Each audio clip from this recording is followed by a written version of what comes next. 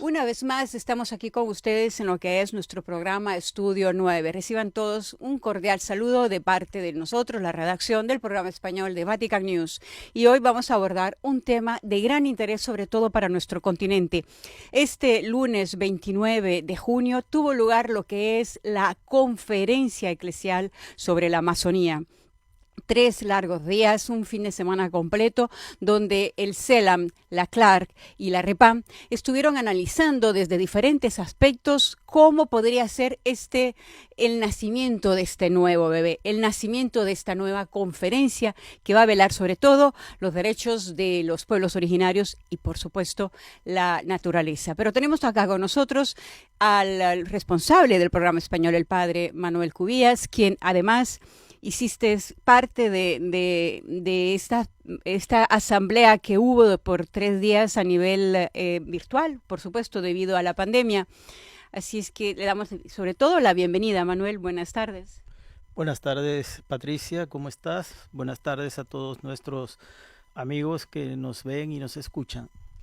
Manuel, tú estuviste escuchando largamente todo lo que ha sido esta asamblea virtual donde los directivos de estas tres organismos, de la CLAR, de la REPAM, del CELAM, pero también estuvieron presentes algunos del Vaticano para tratar de entender cómo hacer y cómo crear la constitución de esta conferencia. ¿Qué nos puedes decir al respecto? Bueno, en primer lugar, digamos, lo que se ha dado es el acto de erección de la Conferencia Eclesial de la Amazonía. Todavía falta camino por recorrer, tiene que ser admitida por las instituciones vaticanas respectivas y responsables de este tipo de instituciones, y luego el último paso es que el Papa dé luz verde para la creación de esta conferencia. Es decir, hasta ahora lo que se ha hecho es darle cuerpo, pero todavía no tiene jurisdicción. Entonces, este es un dato importante. Ahora, digamos, no tiene jurisdicción no porque no quiera, sino porque hay un proceso a seguir. Y entonces esperamos que el resultado sea positivo. Digamos que se ha creado un primer borrador concreto de lo que va a ser la conferencia.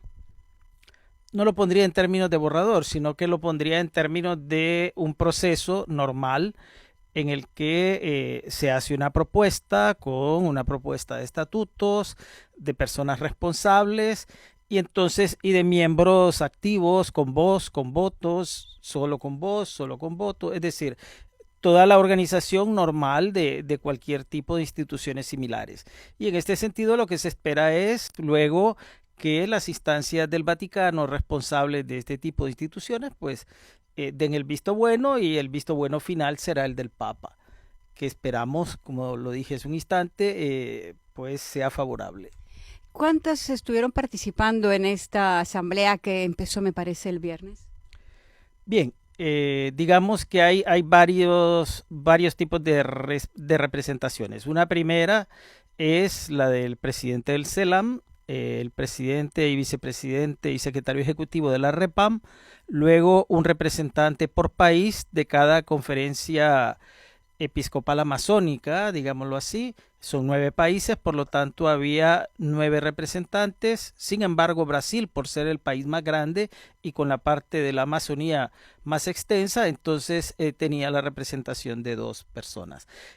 Luego estaba la representación de la CLAR, y la representación de los pueblos indígenas, los pueblos originarios. En este caso había 3 personas representando a los pueblos originarios. Esta se trata de una constitución mixta, ¿verdad? Están presentes los obispos, está presente los religiosos y por el otro lado están presentes los pueblos originarios. El objetivo de la creación de esta conferencia. Bueno, quizá el comunicado, se los leo para ser más fiel a lo que se dice, es que busca ser una respuesta oportuna al clamor de los pobres y de la madre tierra.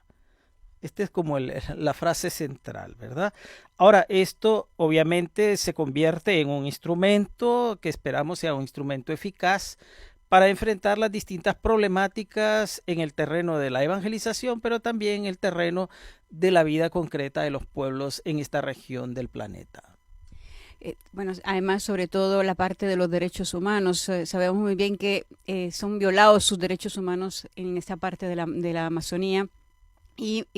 Además se viola lo que es la naturaleza, incendios y la derrames de petróleo, en fin. ¿Esto lo va a tocar también muy de cerca la conferencia? Bueno, obviamente que fruto del sínodo especial para la Amazonía fue el clamor de los pueblos indígenas para que la iglesia fuese su apoyo, su soporte, su manera de dar vitalidad a las luchas que ellos ya tienen contra todo este tipo de problemáticas. Tú lo has enumerado muy bien. Es decir, en primer lugar está la violencia que se ejerce al despojarles de sus territorios. Luego, al despojar de sus territorios, la riqueza que estos tienen. La madera, por ejemplo, minerales, animales. Es decir, hay toda una riqueza de este bioma particular que está siendo constantemente despojada y destruida. Luego está la preservación de la vida, no solo de la naturaleza, sino de las personas que habitan estos territorios. Y entonces entramos en el terreno de los derechos humanos.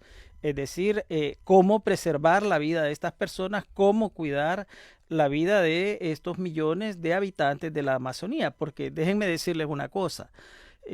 Amazonía se dice con una palabra, pero esto representa más de 7 millones de kilómetros cuadrados de territorio.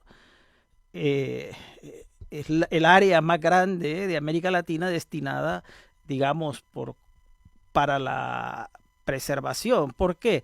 Porque ahí está concentrada el agua, el aire, los bosques, especies animales, es todo un bioma, es toda una unidad viva que necesitamos preservar. Y luego está los derechos de los pueblos indígenas. Ellos han vivido ahí siempre.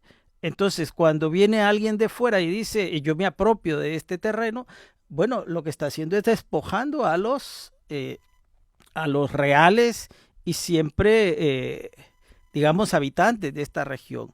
Para un indígena el tema de la propiedad no es realmente un problema. ¿Por qué? Porque son propiedades comunitarias muchas veces, son propiedades de una tribu, de un grupo, de una comunidad específica. Entonces, la idea nuestra occidental de propiedad privada se topa con otra visión de las cosas. Justamente esa otra visión de las cosas ha permitido preservar la Amazonía. Porque si la hubiésemos empezado a segmentar, si cada grupo, cada persona hubiera segmentado un territorio y lo hubiese declarado como propio, como propiedad privada, entonces lo explota y lo acaba, que es lo que ha sucedido en el resto del mundo con el sistema económico que tenemos. La Amazonía, que además es uno de los pulmones vitales, de los más importantes en el mundo. ¿Cómo trabajarán en conjunto cuando ya esté aprobado, digamos, cuando ya sea efectiva la conferencia eclesial de la Amazonía? ¿Cómo trabajará en conjunto con el CELAM, con la REPAM y la CLAR?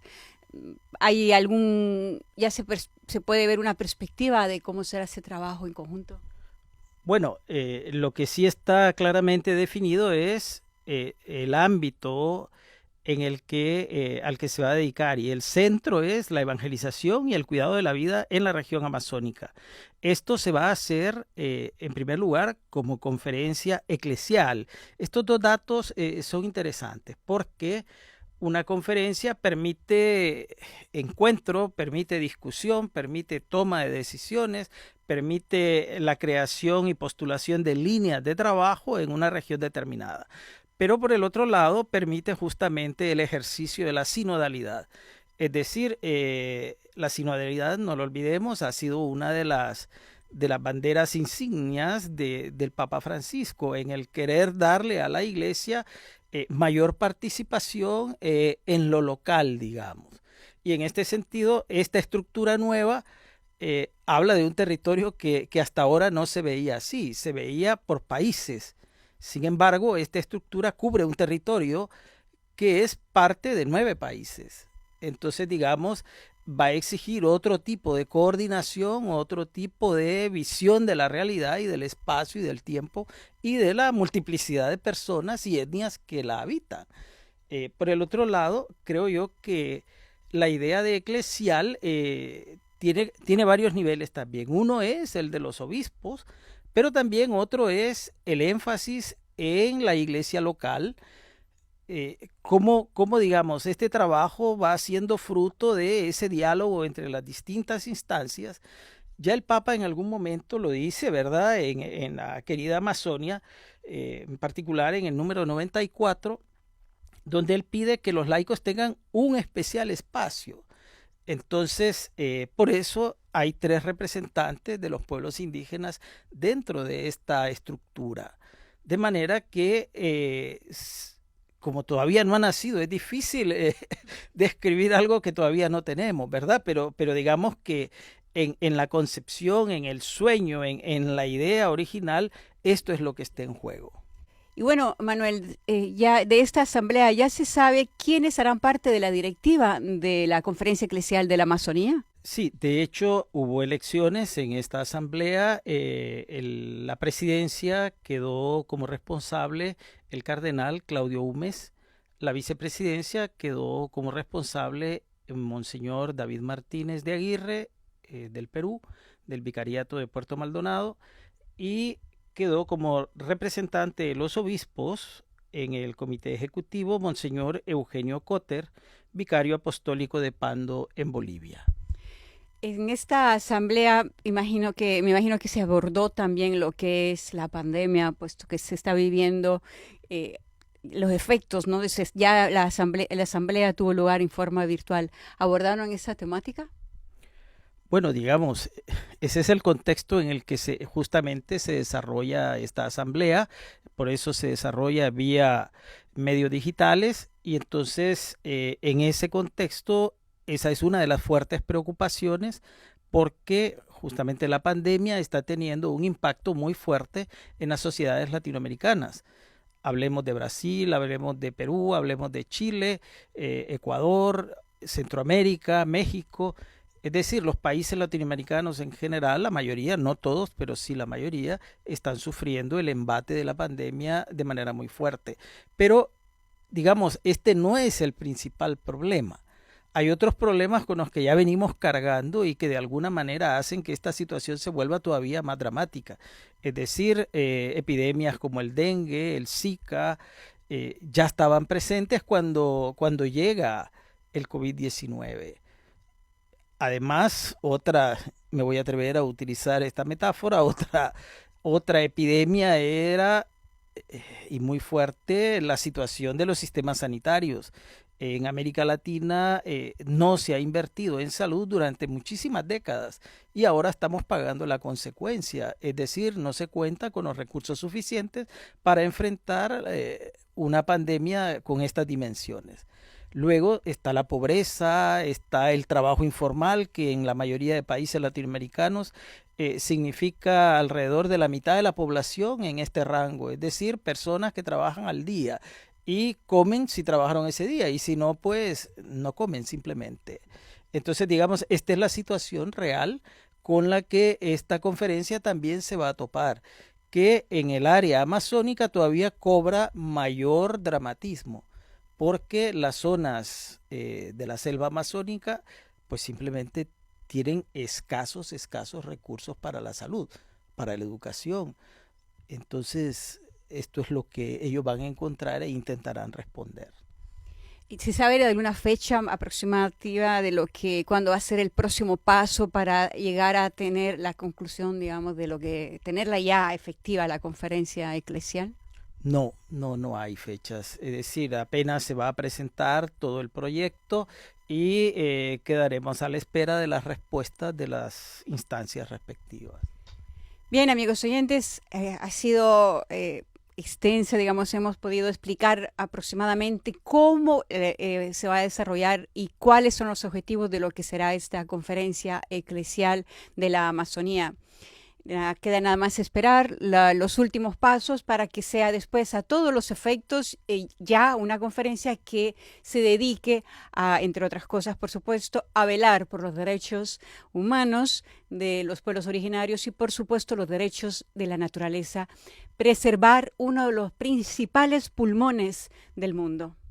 Sí, no olvides que el centro o el objetivo central es atender la evangelización y parte de la evangelización es todo este tema social.